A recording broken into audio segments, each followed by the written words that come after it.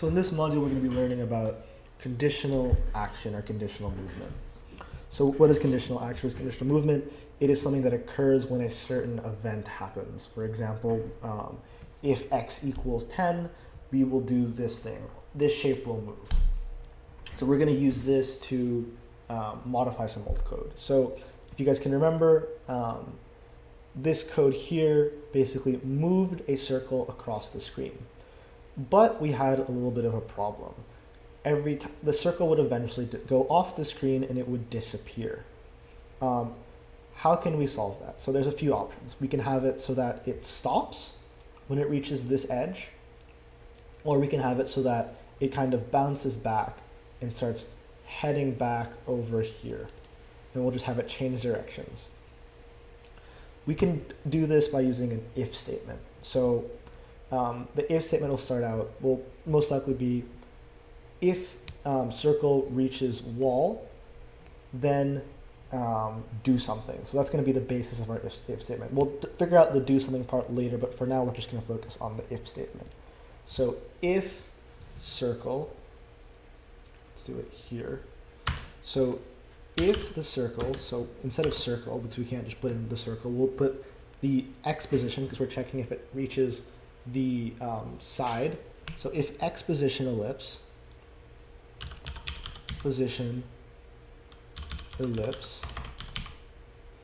equals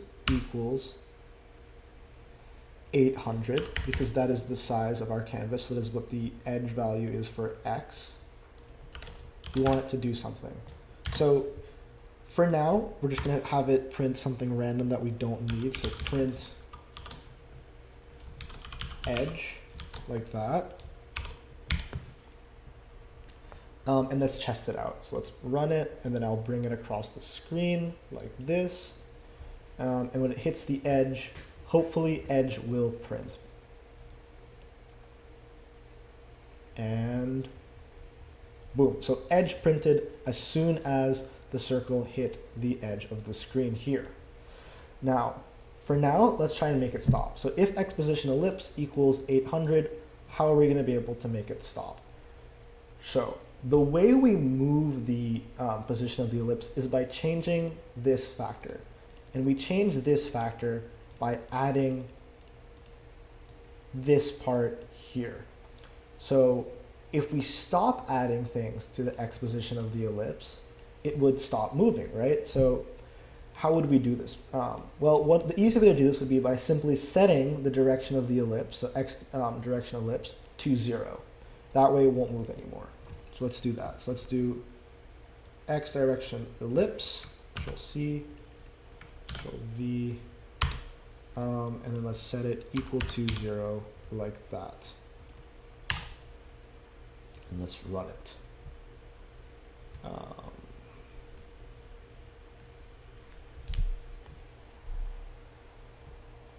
And if it worked, it should stop when it hits the edge. So it stopped. Okay. I want to change this. Actually, as you can tell, it's actually a bit slow. So what we can do to change it is by just increase the direction of the ellipse. Let's just change it to 3 like that. And it should be going a little bit faster. It should move 3 pixels faster at a time. Okay, let me run it. So you can see it's moving much faster. But wait, what's happening? It's not stopping on the edge of the screen at all. This is very simple. So because we're going up by 3 every single time, we actually go over the value of 800. I think we actually end up reaching 801 instead of actually hitting 800. And because we're only checking if x position is equal to 800, not if it's greater than 800, this will it won't stop because it is never equal to 800. So we can solve this by simply just going like that. So if x is greater than or equal to 800, it will stop. And it will. See, it stopped. So how should we do it if we want it to change direction? Well, the simplest thing to do is for us to do times negative. We can just add, we can just subtract. So the easiest way to subtract is by changing the values. We can just multiply it equals direct x dir ellipse times -1. And if we do that, it should change direction when it hits 0. Boom. See, it bounces off the wall and it hits the edge here. Okay, so we're going to stop that for now. Let me just format, make it look nice. So as you can tell, it only stops when it hits one edge. So let's check, let's figure out, let's make it so that if it hits the other edge, it'll bounce back. So we do this simply by going else if x position ellipse less than or equal to 0, that, just copy this, boom, and if we do that, it should just change and go back and forth every single time, like this.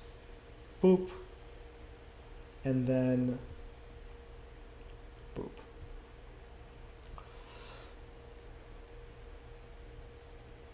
Awesome. So that's how we can make it change sides. So if something is true, we make a certain thing happen. We can do the same exact thing to the y position. We can do the same exact thing if any position reaches, if any value ends up being a certain thing, we can make a event occur. This is just one example. So I would experiment this a little bit more. Maybe I suggest trying make it go up and down on the y-axis, or making it so that if changing the color, so if you reach a certain color value, it changes, or maybe making it so that if a certain thing happens, you also adjust the value, so maybe it goes a different way, so you can adjust the y value as well. That'd be really cool. So for example, let's do it so that, let's copy this here, that it will just go, this is y, like this, and then we'll literally just copy this here, this, then we'll replace this with all these x's with y's.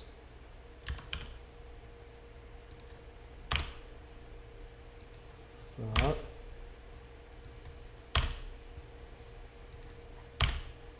And then we will make, let's give it a run. See, so now it's kind of moving diagonally and it's bouncing off the edges like this.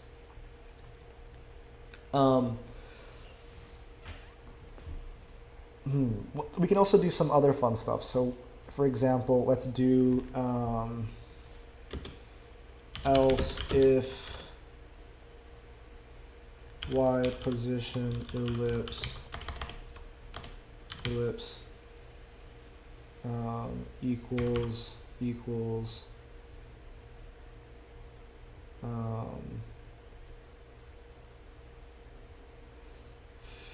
let's do 50, that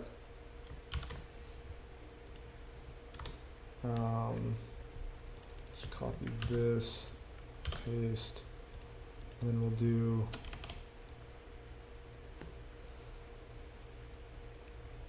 plus 10, no, plus 4, like that. Boom. And then looks like it's 50, it's 4, and then actually let's do this a little bit more interestingly. Is less than 200 and greater than and y position ellipse is greater than 180, y direction ellipse, let's just set it equal to 4, just make this a separate statement, and then we'll do else if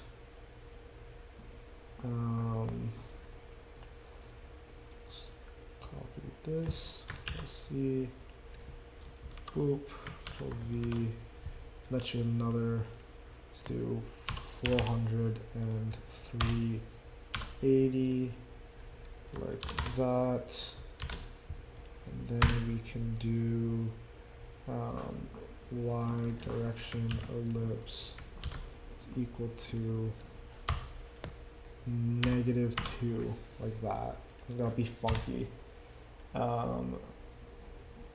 Let's run this. See, so now it's kind of doing some weird random turns now in the middle. So you can do stuff like this and kind of play around with it a little bit more. You can do other applications. So this is another very important thing to know. So this is just how you use if statements. And you can fool around. You can use if statements pretty much anything you want. Anytime you want something to occur and another thing happens, you use an if statement. So next, we're going to be talking about loops, which is another very big thing. And then after that, we'll talk about functions, which will be the final thing that I'm going to teach you before. So yeah, it's going to be the final thing I'm going to teach you. So see you next time. Bye.